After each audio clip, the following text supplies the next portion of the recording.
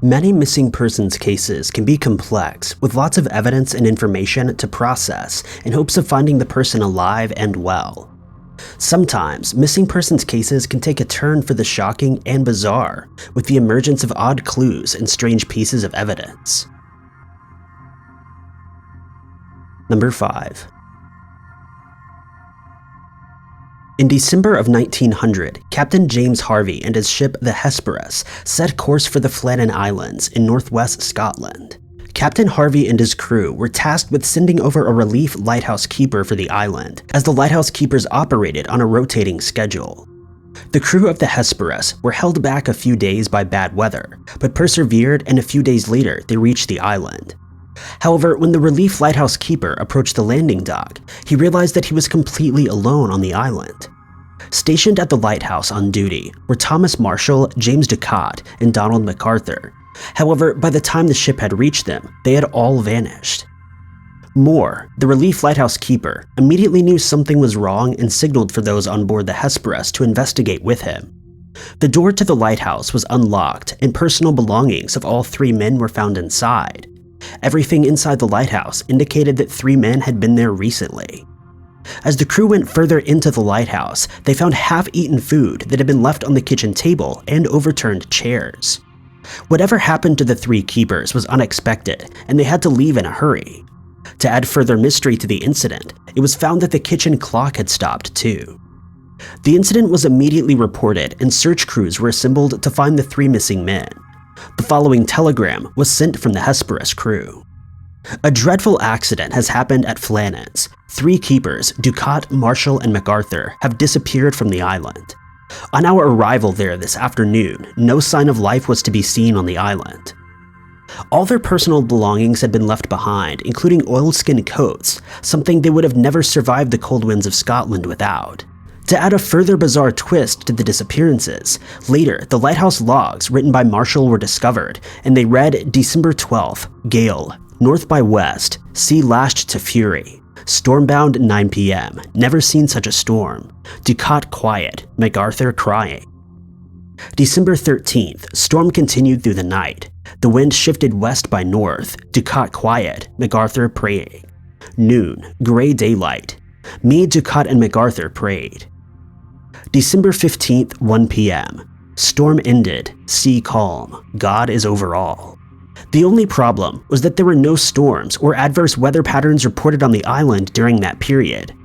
All 3 men were experienced lighthouse keepers and knew the waters of the island very well, paired with the fact that the lighthouse was new and safer than traditional lighthouses at the time. Everyone left scratching their heads.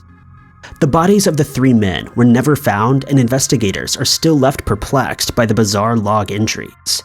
There are rumors that the men were attacked by something supernatural, with many insisting that the island is haunted.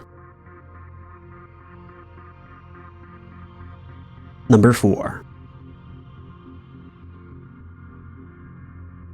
The case of John Burns has several twists and turns and ends with the man being found after living under an assumed identity for decades. This case begins in 1947 with John Burns moving to South Lyon, Michigan. John involved himself in the small community, but also made sure to never reveal too much about himself. He often became paranoid if people asked him about his life before he moved to South Lyons.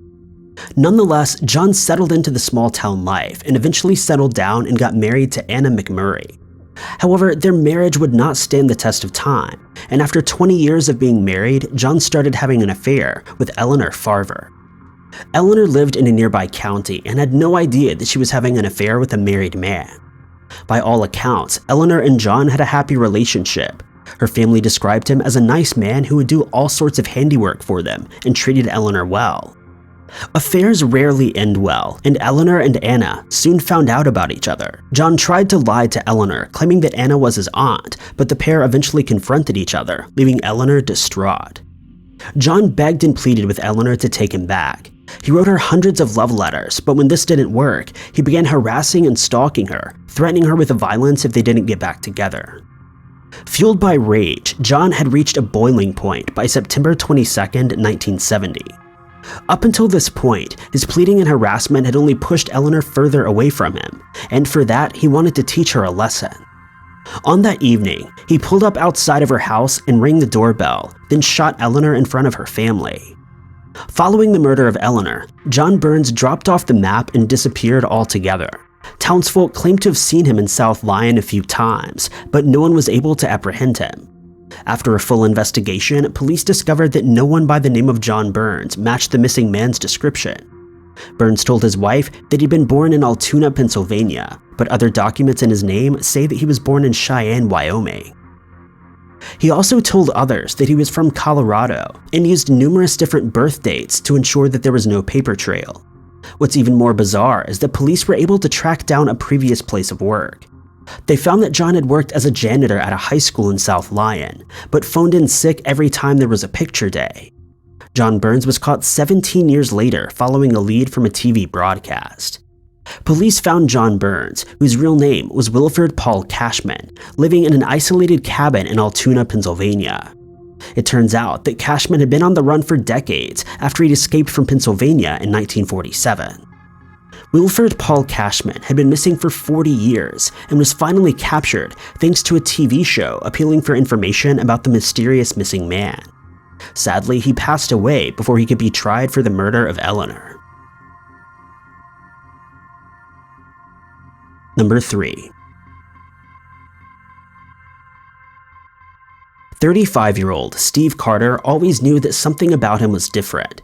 He knew that he'd been adopted from an orphanage in Honolulu, Hawaii when he was just 4 years old, but he knew that there was a piece of the puzzle that was missing. It turns out that wasn't the only thing that was missing. As Steve got older and started a family of his own, he wanted to know more about his family history. It turned out that Steve's birth certificate had been created a year after his birth, and none of the information he was told added up. In 2011, Steve came across the story of Carlina White, a woman who'd been kidnapped as a baby from a Harlem hospital and subsequently raised by someone else in Atlanta. Carlina lived her entire life believing that the woman she'd been raised by was her mother. The woman who had raised her was a nurse at the hospital where she was born and had kidnapped her when she was just 3 weeks old. Something inside of Steve resonated with Carlina's story, and he decided to follow his gut instinct. He loaded up his computer and navigated to missingkids.org and scrolled through looking at various articles. Within minutes, he was face to face with an age progression photo that looked just like him. The article accompanying the photo explained that the age progression was of a baby who had disappeared from Hawaii. Steve immediately called the Honolulu police and ordered a DNA test. He told the Daily Mail, "I got chills. I was like, holy crap, it's me." The DNA test came back and confirmed that Steve Carter was, in fact, missing Marks Panama Barnes. Steve's biological father had reported him missing when he was 6 months old, after his biological mother, Charlotte, took him for a walk in his pram and never returned him home. Charlotte took Steve to a random house, called the police, and provided a fake name and date of birth for him. She was taken into a psychiatric ward, and Steve was placed into the care of the police, who had no idea of his real identity. After more than 30 years of being missing, Steve was reunited with his biological family and is slowly getting to know them again. Charlotte, Steve's biological mother, is still missing. She escaped from the hospital just days after Steve was placed into care and has never been seen since. Number 2. On September 20th, 1988, 19-year-old Tara Calico of Valencia County, New Mexico, left her home to go on her daily bike ride. Every day, the 19-year-old rode 34 miles before returning home and going about her day. Sadly for the Calico family, Tara would never come back and her case would take on some bizarre twists. On that morning, Tara rode along New Mexico State Road 47, the same road that she'd ridden down every day without incident. Before leaving that morning, Tara joked with her mother, saying that if she wasn't home by noon, she should come looking for her. Tara had said this because she had a tennis date with her boyfriend later that afternoon, and she didn't want to miss it. However, noon came and went, and there was no sign of Tara. Her mother, Patty, drove out down Road 47 to try to find her daughter, thinking she'd perhaps had an accident and needed help, but there was no sign of Tara or her bike. Panicking, Patty called the police and soon search crews scoured the area looking for the missing 19-year-old. Her neon, pink Huffy bike with yellow control cables has never been found, and neither has Tara's body. The only piece of evidence she left behind was her Sony Walkman, which was discovered by Patty the next day. Police appealed to members of the public to help with the investigation, and motorists soon came forward, claiming they'd seen Tara being followed by a suspicious vehicle, but no one had seen what had happened to her. The bizarre twist in Tara's case came on July 15, 1989.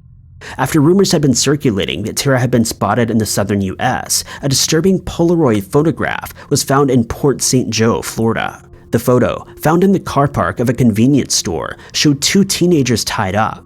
The girl in the picture looks exactly like Tara Calico, while the male in the picture is believed to be Michael Henley, another missing person from New Mexico. Witnesses at the store reported seeing a white Toyota cargo van in the spot where the Polaroid was found, and the car seen chasing Tara was described as a white 1954 pickup with a white shell. The FBI concluded that the photo had recently been taken, but couldn't confirm the girl in the photo was Tara, although independent examiners are 85% sure that it's her. Tara Calico is still missing as of 2021. There are currently no suspects in her case, and with the only information that we have being that she was driving down Road 47 and being chased by a white truck, there's little to go on. If you have any information, you're urged to contact your local FBI office. Number 1. Diane Louise Augat had not had an easy life. At the time of her disappearance, she was 40 years old, suffering from bipolar disorder and living with her sister Deborah and trying to get her life back on track. Her marriage had broken down and she lost custody of her children after a long battle with substance abuse and mental health issues. Nevertheless, Diane was trying her best to get better again and restart a relationship with her children. Sadly, her children would never get to see their mother again, and on April 10, 1998, Diane left her room at around 11 a.m. never to return. At the time of her disappearance, she was living with her sister in Odessa, Florida, and her sister reports that she was in good spirits that day and only left to run a few errands. The last contact Diane had with her family was via a chilling answer phone message. Diane had attempted to call her mother on April 13th, however, the call went unanswered. When Diane's mother returned home, she was met with the following message from her daughter, saying, "Help, help, let me out." In the background, an unknown person can be heard trying to grab the phone from her, and the two got into a fight before the call was disconnected. Authorities looked at the caller ID and found that it was coming from somewhere marked as Starlight, Odessa. However, that has not provided any further leads. Witnesses claimed that they saw Diane on the day of her disappearance at the Hayloft Tavern.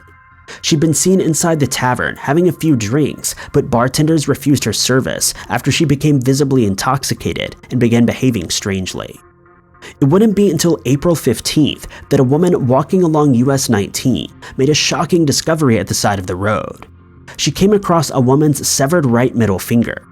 Hearing about the bizarre disappearance of Diane, she immediately called the police. Police compared the finger to Diane's fingerprint records and found that it was a match. However, no other pieces of Diane were recovered. The finger would be the first of 3 creepy pieces of evidence found in connection to Diane.